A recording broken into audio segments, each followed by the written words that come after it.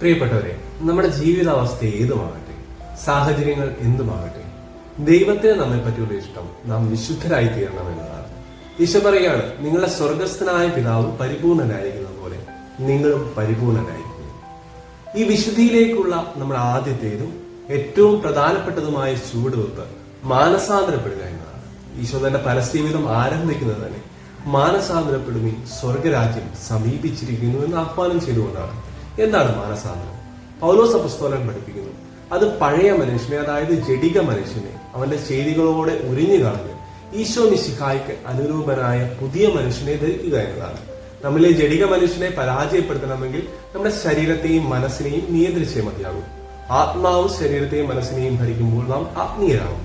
ശരീരത്തിന്റെ അഭിലാഷങ്ങളും മനസ്സിന്റെ ആഗ്രഹങ്ങളും നമ്മളെ ഭരിക്കുമ്പോൾ നാം ജഡികരാകും.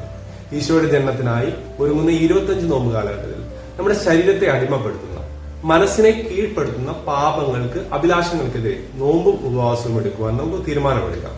അതൊരു പക്ഷേ നമ്മുടെ ഭക്ഷണാസക്തിയാകാം, ജഡികാസക്തിയാകാം, മൊബൈൽ സോഷ്യൽ മീഡിയ അഡിക്ഷൻ ആകാം. ചിലർക്കത് നാവിന്റെ ദുരുപയോഗവും മുൻകോപവും പിടിവാശിയുമായിരിക്കും. നമ്മെ കീഴ്പ്പെടുത്തുന്ന ഇവയെ അനുദിനം ബലിയായി തമ്പുരാൻ അർപ്പിക്കുന്നതാകട്ടെ നമ്മുടെ യഥാർത്ഥമായ ആരാധനയും നോമ്പും പരിത്യാഗവും. ദൈവം അനുഗ്രഹിക്കട്ടെ.